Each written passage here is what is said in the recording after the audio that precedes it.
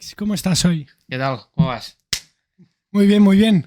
Hoy estamos en un sitio bueno, que raro, ¿no? No estamos donde estamos normalmente. Es porque hemos sido una persona muy importante. ¿Cómo estás? Buenas, muy Hola, bien. Sergi. Encantado de estar Sergi. aquí hoy. Es un compañero que vino con nosotros a bachillerato y ya bueno, en esa época ya estaba leyendo libros de cómo emprender, de cómo crear empresas. Y mira, parece ser que lo está consiguiendo y bueno, ¿qué tienes que decirnos? ¿Quién eres? Bueno, un poco quién soy, como bien decís, ¿no? Estudiamos en la ESO y en bachillerato juntos. Y sí que es cierto, por alguna razón, la verdad es que no sé explicar por qué, toda mi vida he tenido estas ganas de, cuando era pequeño decía que quería ser inventor, ¿no? Y quería hacer cosas. Entonces, sí que es cierto que luego en bachillerato, la ESO también, mientras hacían clase de catalán, castellano, yo leía libros, pues el primer libro que leí fue en ese caso Padre Rico, Padre Pobre, que es uno Un mítico. muy, exacto, muy conocido, pero luego sí que me fui indizando un poco en otros libros, ¿no? Más técnicos y más profundos. Y de ahí, pues al momento en que salté a la universidad, ya fue como, voy a la universidad, vamos a emprender directamente, ¿no?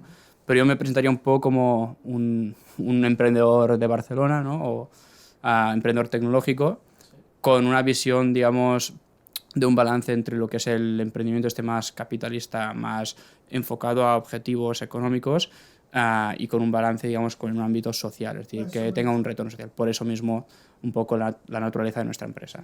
Y aparte de eso, yo quería introducir también que tienes 22 años, que aún sigues en la carrera.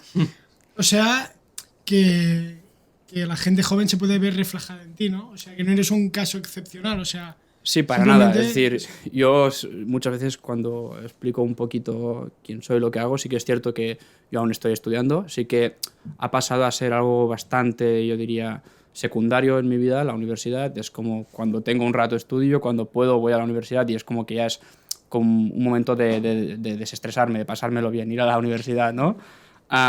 Pero sigo estudiando la carrera, un doble grado en International Computer Engineering y Management of Business and Technologies, que al final no deja de ser lo típico de Ingeniería Informática en inglés con estudiantes de todo el mundo, con viajes y toda la historia está, pero no deja de ser una carrera. Y entonces sigo estudiando y en este proceso pues sigo emprendiendo. Y sí que es cierto que a veces la gente me dice, ¿cómo lo haces todo? ¿Cómo no sé qué? Yo digo que no soy para nada ni el más listo de la clase, ni mucho menos, y tampoco hago tanto, ¿no? Es decir, simplemente hago lo que me gusta y eso implica pues que me es fácil dedicarle horas. Y priorizar, ¿no? Al final. Eso es cierto, sí. Y lo que íbamos a hablar ahora es de Bitum, ¿no? Que es tu empresa. ¿Nos podrías explicar así de forma muy sencilla qué valor añadido aportáis o cuál es la misión o visión? Claro, sí. Mira, normalmente un ejercicio que hice durante mucho tiempo fue tratar de entender quién es el público que tienes delante para determinar cómo explicarlo, ¿no? Entonces, la forma más sencilla que podemos decir qué es Bitum es un GPS para palets, ¿no? Muy sencillito. Es decir, un GPS todo el mundo sabe lo que es, geolocalización, saber dónde están las cosas, y para palets. Luego, cuando te empiezas a complicar un poco más, podríamos decir que nuestra value proposition, nuestra propuesta de valor es Internet of Things as a Service, es decir, el Internet de las cosas como servicio, ¿vale? Exacto, IoT as a Service, exacto. Para trazabilidad y gestión no solamente de palets, sino de activos. ¿Qué implica esto? El proyecto nació inicialmente muy centrado en los palets y por razones que iremos contando ahora en este podcast, nos dimos cuenta que a estos patrones o problemas que habíamos encontrado ahí se repetían en muchos otros tipos de activos. Cuando hablamos de activos son objetos físicos, normalmente utilizados en el sector logístico industrial. Por ejemplo, bidones, bobinas de cable, contenedores, placas solares, distintos activos, ¿no? Entonces lo que hacemos es dar una trazabilidad, una geolocalización, una plataforma donde gestionar todos estos activos para las empresas. Y recogéis los datos para que luego puedan tomar decisiones, ¿no? Exacto, básicamente de una forma muy sencilla lo que hacemos es sensorizar estos activos, lo que implica pues determinar cuál es el tipo de sensor, ya sea activo, que lo que es un GPS, un dispositivo que envía los datos de forma constante, de manera activa, como lo podría hacer tu dispositivo móvil, o un sensor pasivo, que puede ser un QR o un RFID, ¿no? O cualquier protocolo, como puede ser el código de barras. Es esto, ¿no? Lo que está en el Decathlon, que es esta tecnología que... Exacto, RFID es radiofrecuencia, básicamente, y para que la gente lo entienda, igual que tú vas con el coche y tienes la antena del coche que te llegan unas ondas de radio, escuchas la radio, lo que tiene esto es un chip muy, muy, muy, muy pequeñito, que es enano, nada, con muy poquita memoria, muy poquita, y una antena. Pero no es la típica antena que tú ves, es como la antena cuando vas a comprar ropa, que ves como una serigrafía, por así decirlo. Y esto lo que implica es que tú mandas con un lector a una frecuencia de radio y lo que te devuelve este sensor RFID es como una señal, una matrícula. Pues yo soy este ID, se llama TID, ¿no? TID. Luego, por supuesto, depende del RFID que tú escojas, el modelo de chip, etcétera. Puedes tener distintos campos como el EPC, que es para memoria, ¿no? Que puedes poner cosas personalizadas. Pero a muy bajo concepto es esto, es una matrícula como de un coche que cuando le mandas una señal te devuelve el identificador. Entonces lo que hacemos es sensorizamos, paso uno, los activos, lo que sea, y esto de esta forma tenemos identificados estos activos para recoger datos y estos datos los trasladamos a la plataforma cloud, ¿no? En la nube, ¿no? Como cualquier Netflix, lo que sea, para poder tener beneficios como tener controlados a nivel de geolocalización, para controlar estos los tiene este cliente, entradas, salidas de almacén, automatizar muchos procesos de operativa. Porque esto lo tienes súper... O sea, es un discurso que ya tienes muy sabido, pero bueno, cuando lo decías ya se veía que has iterado, ¿no? Que has ido cambiando las formas, ¿no? Al principio ibas con los palets, luego has visto que el mercado podía ser más grande o que los palets a lo mejor no eran ideales. A nosotros nos gustaría también conocer un poco la historia, ¿no? Sobre todo la historia inicial. La idea, ¿cómo estabas no sentado en algún sitio? Claro. ¿Qué? Sí, yo siempre digo que nadie, a mi punto de vista, por lo menos nunca he conocido a ningún emprendedor que le haya salido a la primera, nadie tiene la idea del día de la mañana, ¡pum!, momento mágico, claro. Exacto, y nadie la acierta a la primera. Entonces, esto para hacer un poco de historia, que el oyente lo entienda un poco, estamos en enero de 2020, aún no hay pandemia. Pandemia. Sí, de inflexión, sí. Para mucha gente. y yo me voy de viaje con este grado internacional por distintas ciudades de Europa a visitar pues Google, a visitar startups, a visitar a Cisco, ¿no? Distintas ciudades. Y ahí conozco a un emprendedor que tiene una empresa de realidad aumentada. Y seguimos en contacto, luego volvemos a Barcelona, empieza el COVID, yo empiezo a trabajar en remoto para esta empresa, no para cobrar y hacer dinero, simplemente porque es que me apasiona. Por curiosidad. Exacto, para poder aprender.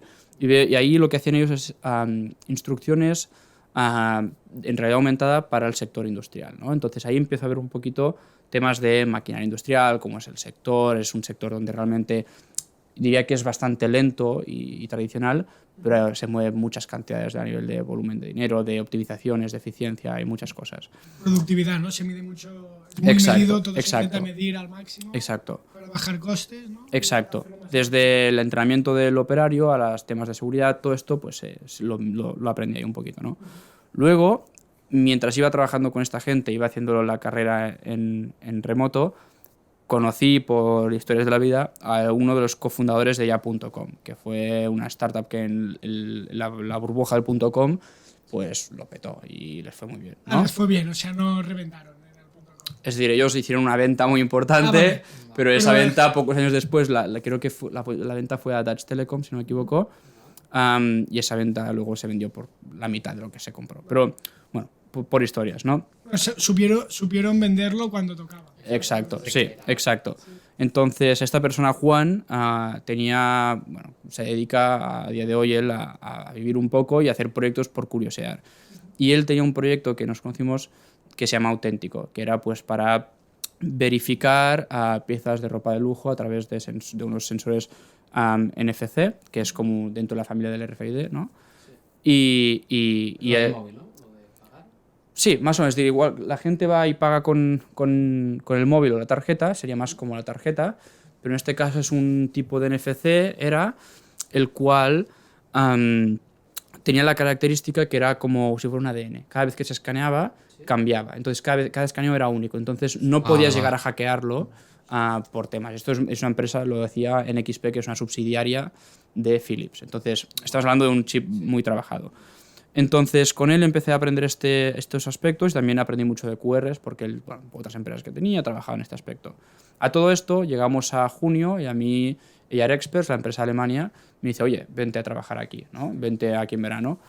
y yo me voy. Pero justo antes de irme me contacta una persona de la fundación con quienes somos socios hoy en día, Plataforma Educativa, y nos dicen, oye, en nuestras, ahora explico un poco quiénes son y qué hacen, pero en nuestras líneas de negocio tenemos que digitalizar y aplicar tecnología por tal de diferenciarnos, dar mejor servicio y que en 3, 4 o 5 años no estemos muertos. ¿Por qué?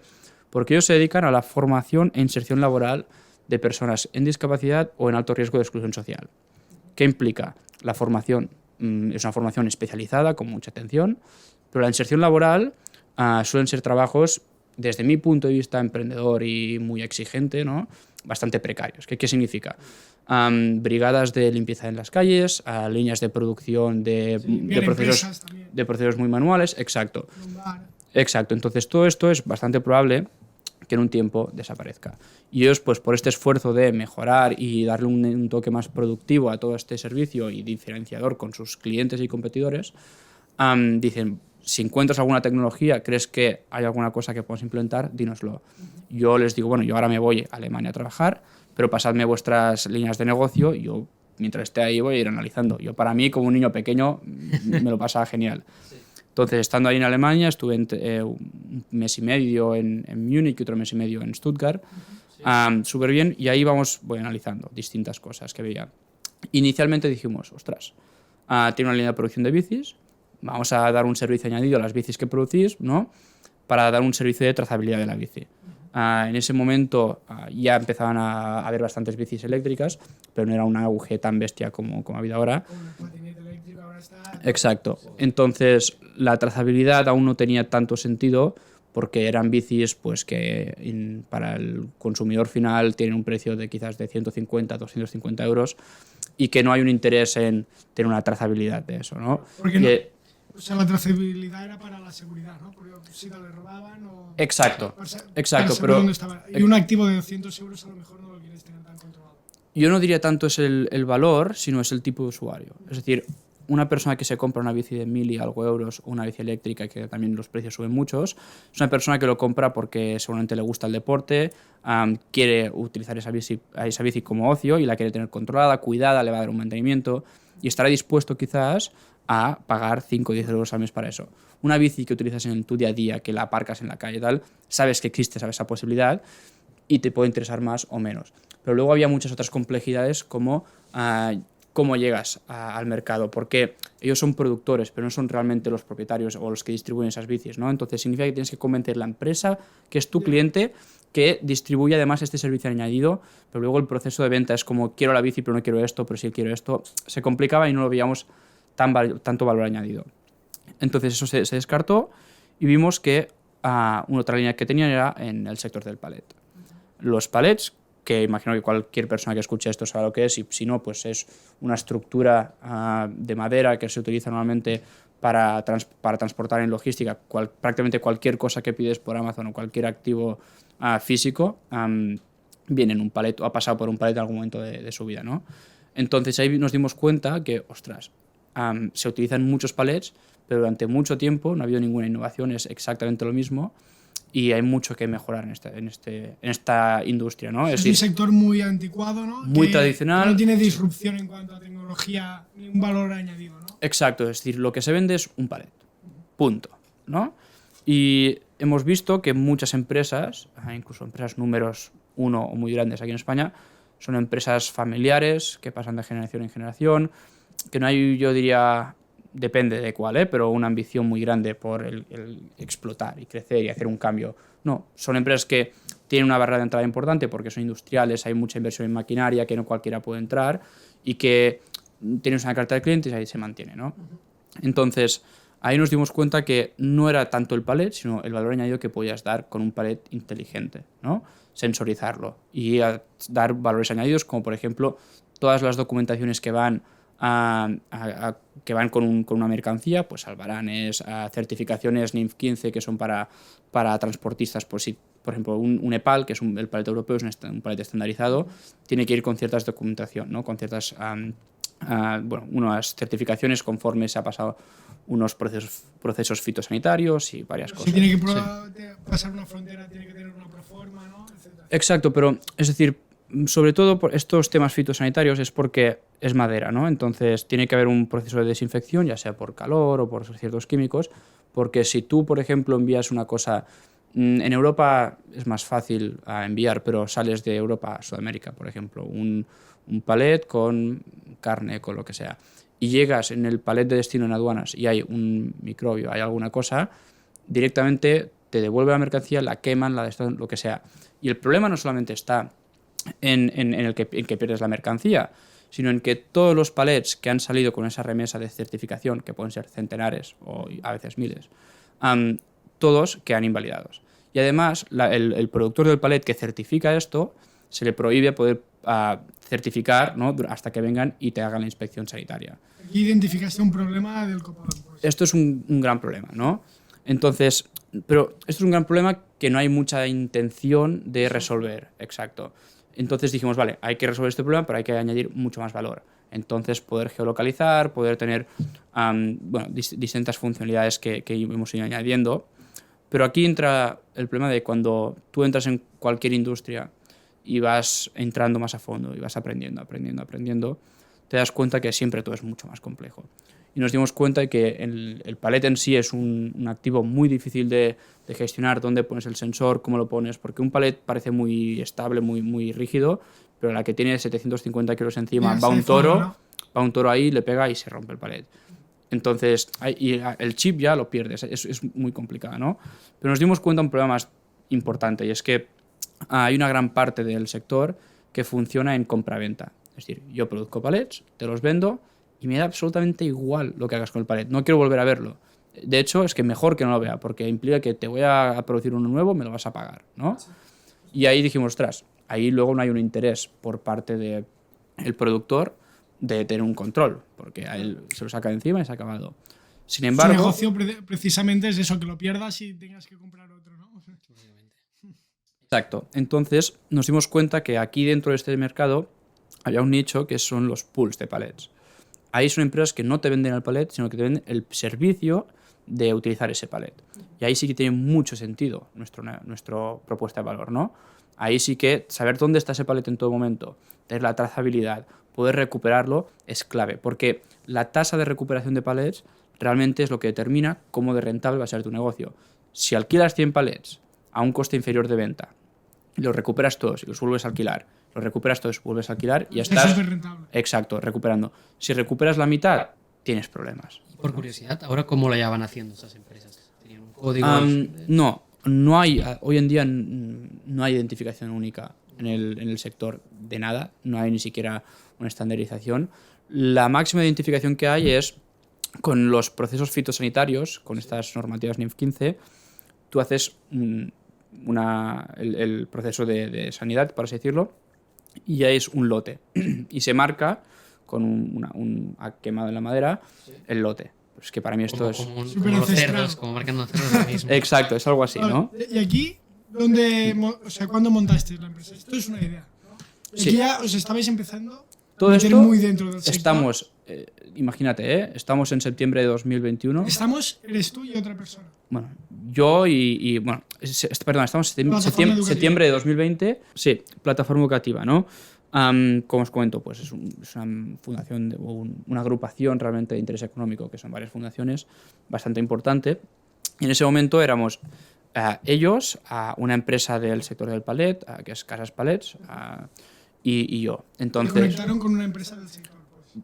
Casas Palets, Josep Casas, que es el propietario de la empresa, trabajaba desde hacía muchos años con Inactiva, el SET, que es una de plataforma educativa, en una de sus líneas de negocio, ¿vale? Y creaba sitios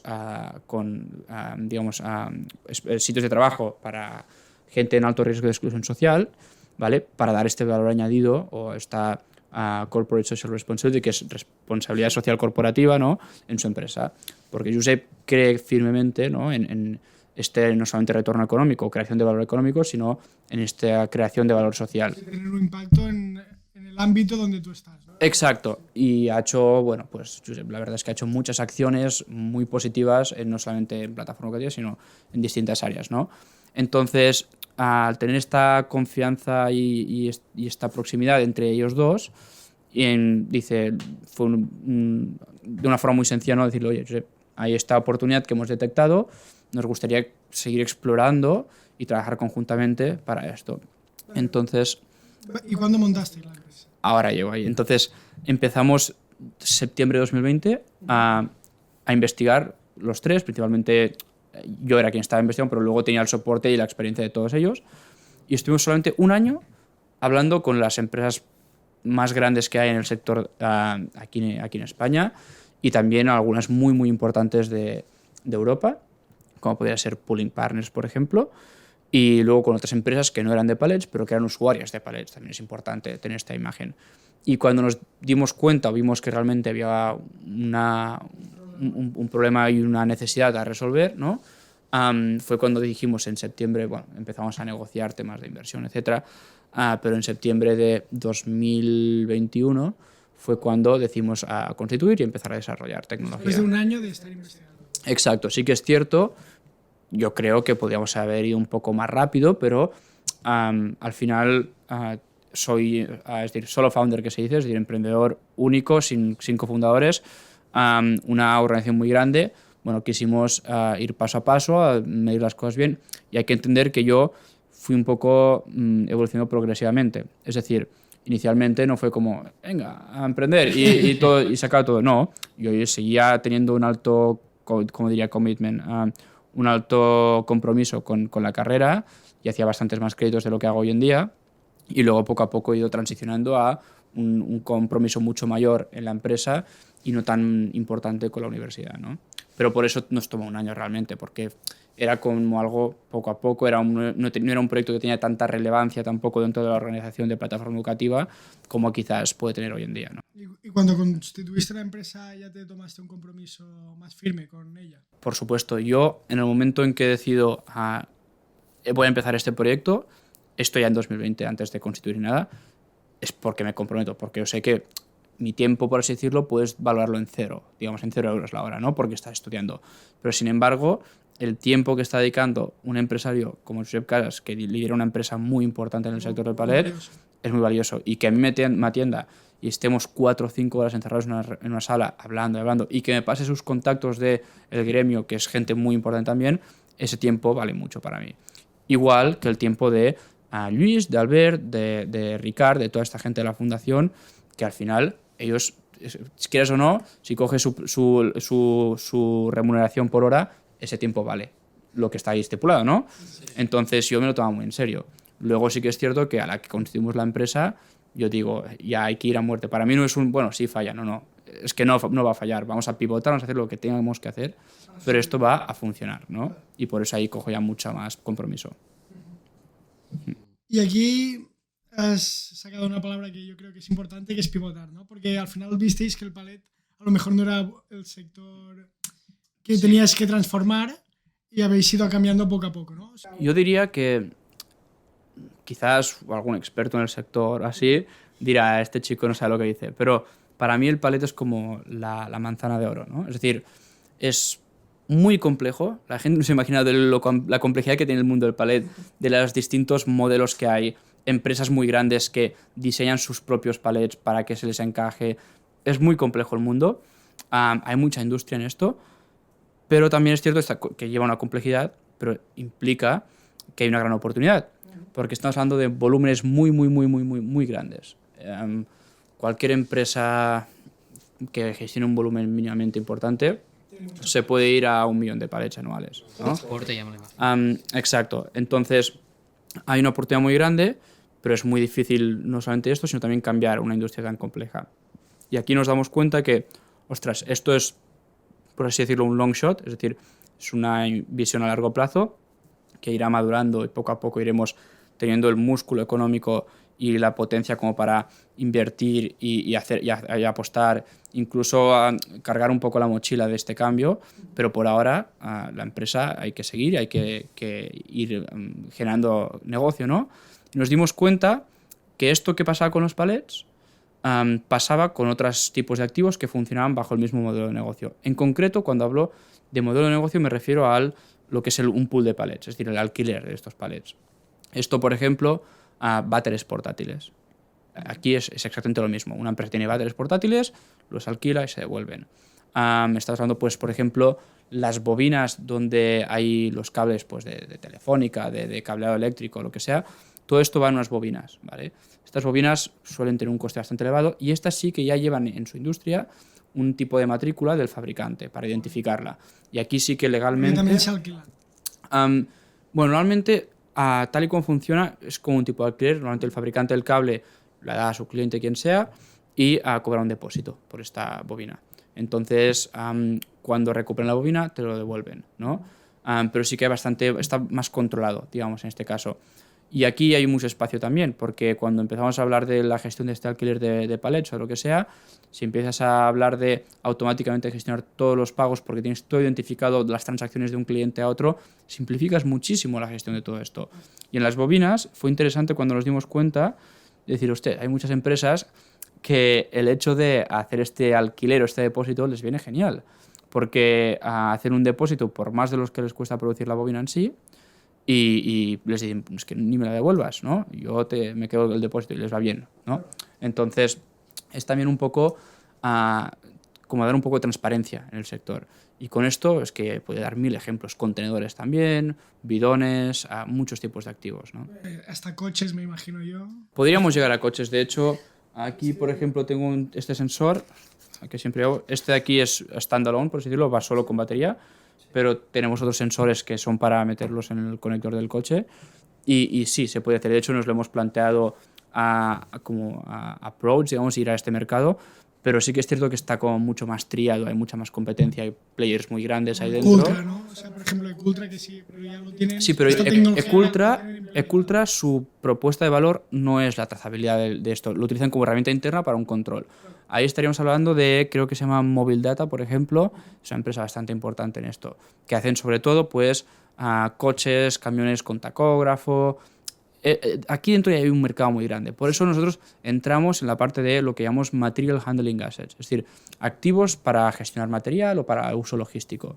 Que ahí está como pasado un poco más desapercibido porque no es tan atractivo, no tiene tan valor una carretilla, un bidón, una bobina, como un coche. Entonces, los márgenes o que acepte el coste de lo que te cuesta el sensor es una complejidad. Entramos en un mundo ya bastante difícil, ¿no? Pero por eso creemos que es una oportunidad, porque si consigues reducir estos costes, lo que son los unit economics, que poner un sensor en cada dispositivo de lo que sea un coste aceptable y además consigues expandirlo a pues no solamente cualquier tipo de activo, sino a palets, que es para mí lo más importante, ahí ya haces un cambio importante, ¿no? en lo que es la industria, porque ya no solamente a nivel de eficiencia operativa, economía, bla, bla, bla, sino a nivel de sostenibilidad. Por ejemplo, algunos datos no los tengo verificados yo personalmente, pero son de fuentes de empresarios del sector, entonces para mí tienen cierta veracidad, por así decirlo. Para fabricar un palet, ¿no? De la madera que se utiliza para un palet, el 50% de esa madera se desperdicia. Entonces estamos hablando de bastante cantidad de madera, ¿no? Si esto lo sumas a que vas fabricando palets y palets a palets, yo tengo algún dato de que creo que entre 2015 y 2020 se han consumido 10 millones de hectáreas de árboles, ¿no? Es muchísimo. Entonces, hacer este cambio en el modelo de la industria, pasar de una compra-venta a un modelo de suscripción donde vas reutilizando y poder computar esta reutilización y que las empresas puedan ver este beneficio es muy importante. Por eso también el modelo de negocio de pooling está creciendo tanto. Bueno, yo quería decir, en el mundo informático, cómo ha sido la creación de esta plataforma. Es decir, cómo ha sido dura, ha tenido muchos fallos. Sigue teniendo muchos fallos. A ver. Bueno, del fallo se aprende, ¿no? Exacto. Yo diría, primero, cualquier emprendedor, cualquier persona que quiera desarrollar una empresa en el sector tecnológico, tiene que tener claro que nunca va a funcionar bien a la primera, van a haber muchos fallos y que nunca va a estar acabado. Esto lo decía también Jordi Romero de Factorial hace poco, que decía, hace 6 años que estamos desarrollando la plataforma y aún no la hemos acabado. Es completamente normal. Y esto a una persona que no viene de este ámbito le cuesta mucho entenderlo. Yo me lo he encontrado con partners y así, de, hostia, ¿cuándo va a estar? No, es que nunca va a estar. Te puedo presentar lo que hay ahora, puedes utilizar esta funcionalidad, pero aún faltan muchas funcionalidades. Entonces, aquí en su momento, yo es cierto que tengo un background de negocio y tecnología, pero yo siempre digo que voy bastante más avanzado en la parte de negocio que en la parte de tecnología. Para mí, yo me considero aún a día de hoy un pésimo ingeniero. Delegaste, ¿no? Exacto, me comparo con otra gente y digo, saben mucho más que yo. Entonces sí que es cierto que el primer, no diría MVP, POC, es decir, la prueba de concepto, cogimos un fin de semana con mis 2 compañeros de piso. Que son programadores. Sí, bueno, yo anteriormente vivía con 2 compañeros de piso que los 2 eran programadores, ahora vivo con otros 2 compañeros de piso que uno es informática y telemática y el otro es multimedia. Pero con esos 2 antiguos hicimos una chorrada que era un login desde una plataforma web. Luego con ese login podías apretar un botón, te cogía la localización del ordenador a través realmente de la wifi, de la IP, y luego eso te lo tenía en una base de datos. Yo conecté la base de datos a Tableau, que es un software para tipo Power BI, para Business Intelligence, y mapeaba los datos en el mapa. Pero realmente eso no era usable. Eso lo único que era es, en plan, puedes pulsar aquí y te sale la localización. Lo miro ahora y digo, como prueba de concepto era estúpido, porque ya sabía que se puede hacer eso, ¿no? Bueno, así, ¿no? Entras como un poco en la tecnología, las Exacto. ideas, que puedes hacer que no. Exacto. Entonces de ahí lo siguiente que hicimos fue con un amigo de una persona muy cercana a mí, le habló del proyecto y dijo, mira, yo os echo una mano, ¿no? Y de ahí pues él nos hizo su propuesta de tech stack, ¿no? Que hicimos. Y luego con todo esto sí que ya empecé a asesorarme y dije, bueno, necesito una persona que esté interna trabajando en la tecnología y que pueda delegar esta parte.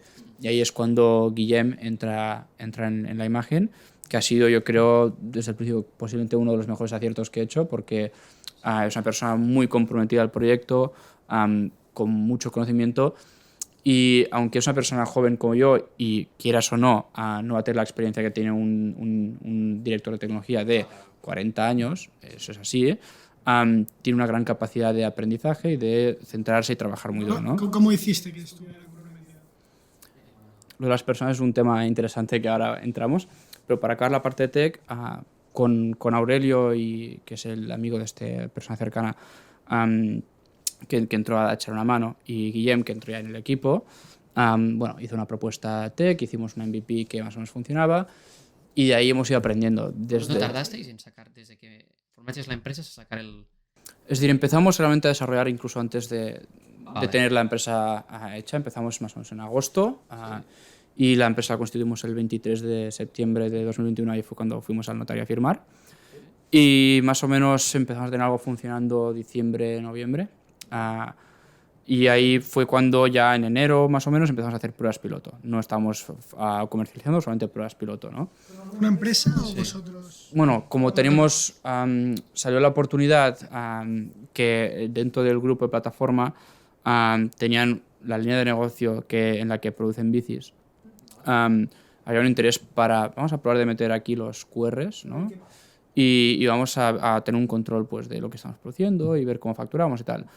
Y hostia, pues salió que incrementaba la productividad del equipo bastante, porque no solamente era tener un control para los administrativos, sino teníamos un monitor, como vemos aquí, y ellos podían ir viendo a tiempo real en la propia línea cuáles son los objetivos que están cumpliendo, qué es lo que van. Bici, ¿no? Sí, más o menos. Entonces ellos podían ir autorregulándose, por así decirlo, ¿no? Entonces eso fue como un caso de uso que salió sin buscarlo, de una parte, yo diría una parte más sencilla de la plataforma, un caso de uso funcionalidad más sencilla, pero que tenía sentido. Entonces, ahí teníamos esa plataforma, nos dimos cuenta, hostia, la base de datos que hemos planteado, que era SQL, que es un tipo de paradigma, por así decirlo, ¿no? Yo siempre digo que es como si fuera un Excel, una tabla de Excel. Y por lo que queríamos hacer, queríamos evidente en ese momento que era mejor irnos a MongoDB, que es bueno, pues no relacional, ¿no? Que es como más, ya como si tuvieras muchos words, muchos archivos. Me interesaba, ¿no? Tener como información como muy mezclada, como muy Porque rápida de cambiar.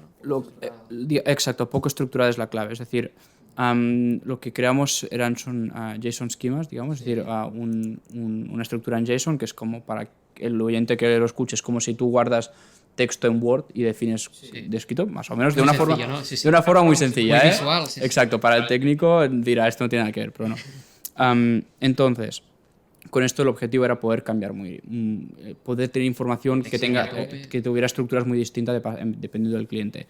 Y ahora recientemente hemos dicho, no, realmente hay una forma de hacerlo en SQL que nos va a permitir acceder a los datos de una forma mucho más rápida, los tiempos de carga para mostrar los datos en la plataforma va a ser mucho mejor y vamos a volver a transicionar. Pero para que veáis que vamos cambiando de un lado para otro y es que es lo que hay en una startup. Y estos cambios te duelen, pero Hombre, muchísimo. Mucho tener diseñado una base de datos súper perfecta y cambiar a otra. Sí, te duele, pero es lo que hay. Hay que aprender de estos errores, ¿no? Entonces, en cuanto a Tech Stack, inicialmente fuimos con Java, luego para front estamos con Angular en el framework, que al final pues tiene pues lo típico CSS, HTML, TypeScript. Sí, para los que no sepan Angular, pues es como lo que ves en la página web, muy bonito, y luego están en Java por detrás, que es cómo funciona todo. Exacto, el backend. Y luego de ahí, pues la base de datos, como os comentamos, inicialmente teníamos SQL, pasamos a una no SQL que era MongoDB. Sí que es cierto que luego, ahora con el cambio que estamos replanteando incluso el tech stack. Nos estamos planteando en plan, ahora que tenemos un caso de uso, algunos clientes que funcionan, vamos a hacer la plataforma mucho más eficiente, mucho mejor, y esto es prácticamente tirarlo toda a la basura y empezar. Son decisiones drásticas que cuesta mucho hacerlas, pero cuando ves que los costes de servidores en Amazon empiezan a subir, ves que los créditos que tienes empiezan a acabarse y esto dices, hostia, hay que cambiar, ¿no? Entonces, bueno, son decisiones que yo creo que en la universidad no te enseñan a tomar o no tanto como deberían y las aprendes a las malas, digamos, ¿no? Y entonces, eso es un poco así como la evolución tecnológica del proyecto. En cuanto a personas que me preguntabas hace unos minutos, ¿no? ¿Cómo motivas a una persona en concreto, por ejemplo, Guillem? La verdad, ahí hay mucho debate. En ese momento no tenías ni la empresa hecha porque empezaste a desarrollar antes. Guillem le contratamos justo al empezar, pero creo que empezamos a hablar del proyecto así cuando ni siquiera estaba lo que es la empresa constituida, ¿no? ¿Qué tienes que darle a eso? Es complicado. Es decir, al final yo sé casos, y es gracioso, de una persona que llegó a tener, creo que eran como 14 personas en prácticas. Gratis. Entonces, no, Si no los motivas. ha cambiado y ahora ya no tiene tanta gente y lo ha cambiado. Pero lo que me refiero al final es que cada uno tiene que buscar la forma de hacerlo. Yo en mi caso, oye, lo que en Lanzadera llaman hacer ver la catedral, es decir, explicarle todo el proyecto, que entienda la visión y que lo vea. Motivarle con el speech. ¿No? Con la Sí, ser un vendedor, igual que vas a... La visión, la misión. Es eso, al igual que tú vas a levantar una inversión y tienes que venderle la moto al inversor para decirle, mira, esto es lo que vamos a hacer y esto es lo que cuesta, no, es la realidad, lo mismo tienes que hacer con los empleados. Quieres gente que si un cliente tiene un problema y tienes que levantarte a las 2 de la mañana a arreglarlo, lo puedes hacer. Y con Guillem, incluso con Aurelio, hemos estado domingos a las tantas de la mañana y que el lunes teníamos que tener todo subido en producción para el cliente y acojonados porque decíamos, ¿y si no funciona? ¿No? Sí, sí. Entonces esto ha pasado constantemente y ahora ya pues empezamos a tener una más estructura, más procesos, ahora ya pues cuando damos deadlines, por así decirlo, fechas para clientes, contamos con mucho más tiempo de testeo, de calidad, ¿no? Exacto. Lo motivaste viendo, ver, ¿no? ¿Dónde quieres llegar tú y que compartan los mismos objetivos que tú? Sí, a ver, la cuestión es, esto es curioso, Guillem es unos años mayor que yo, había sido becario en una asignatura en la que yo cursaba. Había sido como mi becario, por así decirlo, mi profesor. Entonces yo le conocía un poco, sabía quién era, sabía que era una persona que anteriormente había estado en una startup, que tenía un poco este espíritu. Y yo, más que talento, buscaba gente que estuviera dispuesta a matarse por un proyecto. Y buscaba eso. De toda la vida que metan horas. Exactamente. Exactamente. Y no sabes la de veces que le he dicho a Guillem, hostia, necesito a más Guillem, necesito a más personas como tú.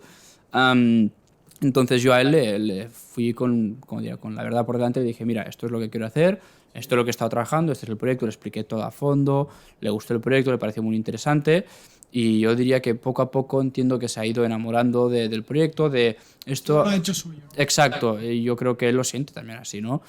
Y nos hemos ido creando una relación yo también de amistad que ya nos conocíamos anteriormente, pero trabajas muchas horas, pasas por sufrimiento, por estrés juntos y esto implica todo esto, ¿no? Luego sí que con el tiempo hemos ido teniendo más equipo, menos equipo, han habido contrataciones, despidos, es una locura, ¿no? Pero para mí fue mira, transparencia es lo que hay, esto es lo que queremos hacer, y si quieres subirte al barco, adelante, y si no, pues alguien más habrá. Y en este caso él se subió al barco. Y ahora que estabas hablando de que has pasado por muchas dificultades, la pregunta que a mí me vino a la cabeza muy rápido es ¿qué supone crear una empresa con... ¿Tú tenías 20 años en ese momento? Cuando la Ahora constituí, 22. 21. 21. Sí, cuando empecé, 20. Es que ¿qué supone eso? O sea, porque ahora lo dices contento, ¿no? Ahora tenéis clientes. Bueno, y que vas contento. avanzando. Hoy estoy contento, mañana estoy llorando, Claro, ¿eh? claro. Es decir, Quiero decir, estamos o sea, empezando a traccionar un poco. Y cuando digo traccionar un poco, algunos dirán, hostia, porque en ciertos aspectos, cuando se habla de tracción, ya se habla de números muy grandes, estamos en números muy pequeños aún, ¿no? Aún no somos rentables y perdemos dinero. Pero, sin embargo, empezamos a traccionar un poco y, por así decirlo, empiezas a ver la luz al final del túnel, ¿no? ¿Qué supone empezar tan joven? Bueno, muchas cosas, ¿no? Hay muchas dificultades, pero también hay ventajas. Es decir, cuando tú entras en una sala y con una reunión, lo que sea, y te ven tan joven, lo primero suele ser, ya, ¿quién es? ¿Qué hace? ¿No? No es confianza, pero no tienes tanta credibilidad o no impones tanto, por así decirlo, ¿no? Pero, sin embargo, por otro lado, si realmente empiezas a hablar y ven que sabes de lo que hablas y esto, es sorpresa decir, hostia, qué pasada, ¿no? Y yo en alguna reunión he entrado y cuando me he ido me he dicho, hostia, llevo 30 años en el sector y me has enseñado cosas nuevas hoy, ¿no? Entonces, por supuesto, supone retos. Y no solamente el hecho de empezar joven, sino ser emprendedor a lo que llaman solo founder. Es decir, yo me presenté a un concurso el primer año que estuve en solamente investigación y era un concurso a nivel nacional en toda España de la Fundación Junior Achievement, del Startup Program, y un requerimiento era que hubieran un equipo de 2 o más. es que normalmente la supervivencia de una empresa con un emprendedor es mucho más baja que si hay 2. Sí, es muy También lo complejo. sufres más porque los problemas te los comes tú solo. Exacto, yo todo el mundo con quien he hablado siempre es pero ¿y solo? ¿Y esto? ¿Y cómo va a funcionar? Pero tú sabes hacerlo todo y por supuesto que no sé hacerlo todo, ¿no? Pero la cuestión es que me presenté ahí y me hacía falta un cofundador. Tenía que esto y le pedí a un amigo si podía meter su nombre, ¿no? Por meter. Y él me dijo, Sí, sí, tú tranquilo. Y luego cuando llegamos allá a la final, que empezamos 105 equipos y fueron cayendo, llegamos a la final, no sé si eran 8 o 12. Y justo antes de la final, Marta, hola Marta, si es eso, me llama... la cofundadora de... No, Marta era la directora del programa de del esto. programa. Me dice, Sergi, que tú te has apuntado a 2 personas y este chico no apareció ningún día, ¿no? ¿Esto cómo funciona y tal? Y le dije, no, mira, la verdad es que ya nos conocíamos y había una relación, ¿no? Y le conté, la verdad es que yo esto lo he empezado solo, sí que tengo esta fundación detrás y todo esto, es un proyecto muy serio, yo voy a muerte con esto, pero no hay cofundadores, ¿no? Y claro, después de ver que yo me había matado de esto, dijo, bueno, tú preséntate a la final. Y hicimos la final y gané el premio ASRI, que es Asociación Española de Capital, Crecimiento e Inversión, como proyecto con mayor proyección de viabilidad. Y ahora ellos se llaman SpainCap, ha cambiado el nombre de la asociación. Entonces, de ahí fue cuando ya me recomiendo lanzar y tal. Pero lo que supone a esta edad implica muchos obstáculos, prejuicios, comentarios de... y la universidad, ¿no? Pero vas a dejar la carrera y yo a veces pensando, tío, es que no tienes ni idea de lo que implica tener una empresa, la dificultad, aprendes muchísimo y yo tengo presente que a veces la carrera, pero no vayas a juzgar, ¿no? Implica muchos retos, pero si tú te gusta y tienes pasión por eso, pues adelante y los vas a poder superar, ¿no? Yo un poco lo que diría es eso. Y por supuesto que sé como todos. ¿Y qué implica, por ejemplo, emprender teniendo 50 años? Implicará otros problemas, otras dificultades. Son cosas distintas. Yo, por ejemplo, pues si me caigo, tengo toda la vida por delante, no pasa nada. Puedes empezar a tomarte más en serio la carrera. Exacto. Quiero decir que no estás sacrificando. Exacto. No tienes hijos y una hipoteca que pagar. De hecho, tiene a lo mejor más sentido empezar. Exacto.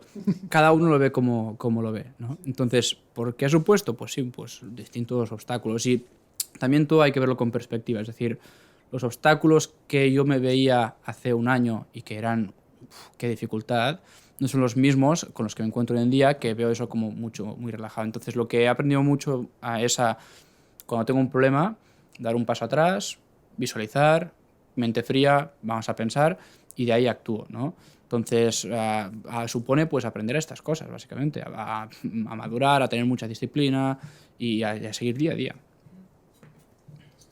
¿Tú crees que una empresa te está dando unas habilidades que siempre son inimaginables, ¿no? Que esto de superar problemas cada día te está dando, pues, unas habilidades que puedes evitar, pues, como has dicho tú, ¿no? Tengo un problema, te tiras para atrás, lo miras todo en perspectiva, no me estreso, ¿no? Y voy poco a poco y lo consigo. Exacto, porque para que te hagas una idea, yo el primer año de la carrera, mi carrera creo es 71 créditos, una carrera normal son 60, durísimo. La primera vez que yo estudiaba todo en inglés, entonces me acuerdo de un examen que habían anunciado que era square root de no sé qué. Y yo pensando, ¿qué cojones significa square root? Y luego ya con el tiempo, ¿no? Lo he aprendido, pero... ¿Podías preguntar al profesor en plan, ¿qué significa esto? ¿Te dejaban o no te dejaban? No, sí, creo que en ese momento, no me acuerdo ni siquiera si pregunté, creo que por vergüenza ni lo pregunté. Pero un año complicado, ¿no?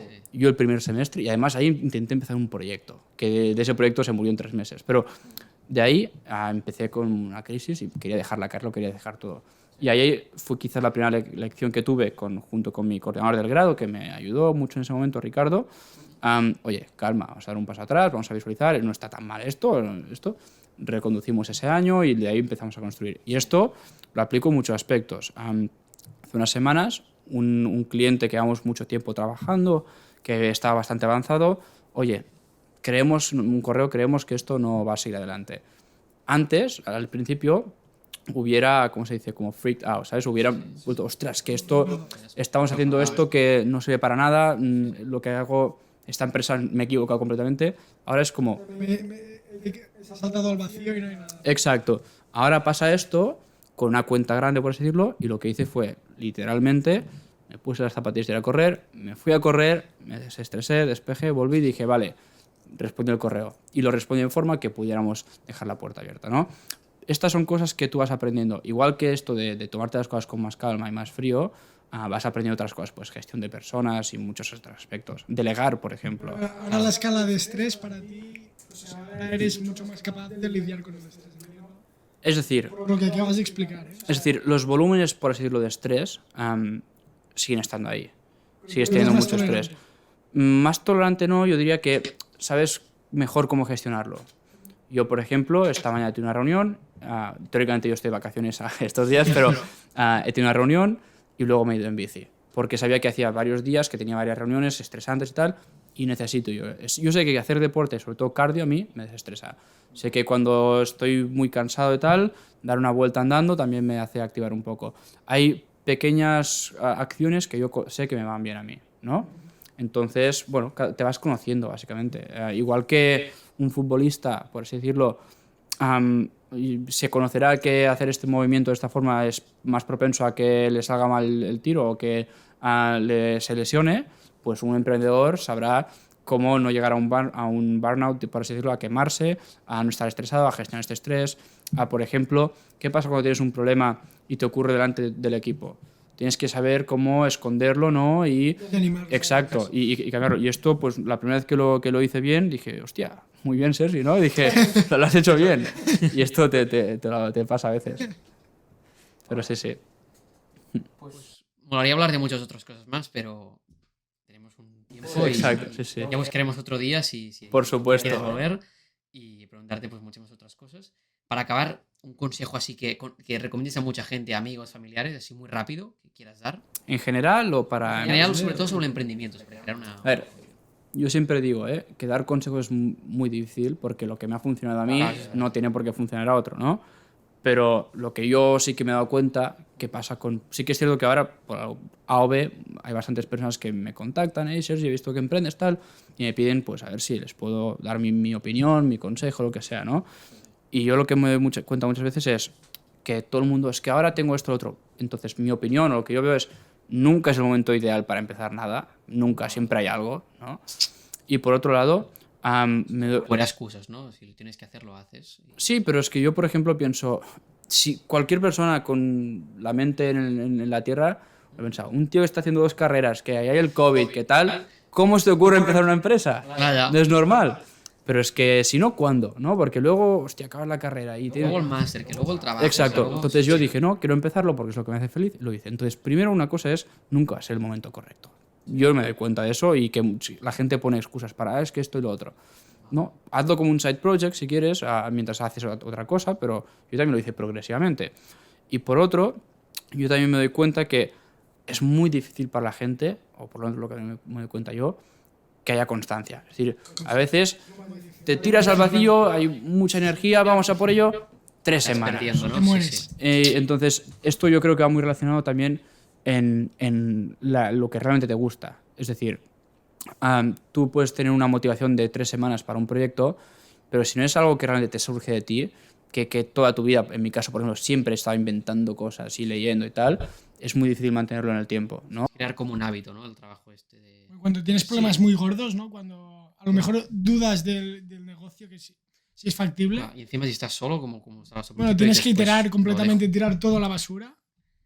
O sea, lo único que te queda es la disciplina, la constancia y seguir. Es eso. Yo, por ejemplo, a veces a mi padre le he dicho en alguna ocasión, hostia, es que no sé si lo he hecho bien. Pudiendo ahora tener 4 o 5 mil euros de salario que alguna vez me han ofrecido, ¿qué cojones estoy haciendo? Y me ha dicho, bueno, paciencia, tú elegiste esto. Él nunca me ha dicho, en plan, bueno, hijo, pues déjalo. No, él siempre me ha dicho, paciencia, tú lo elegiste, es lo que hay, sigue, y sigue, y sigue. Entonces, bueno, hay que aprender a tener esta disciplina y constancia porque van a haber cosas buenas y malas. Y por eso también el tener esta capacidad de tener un paso atrás y observar, ¿no? Y si observas y Me gusta dices... ese consejo, me ha gustado. Sí. Así que bueno, es un poco lo que diría. Ten constancia y empieza. Bueno, Muchas gracias. A vosotros. muchas Un gracias, placer. Sergi. Así que sed felices.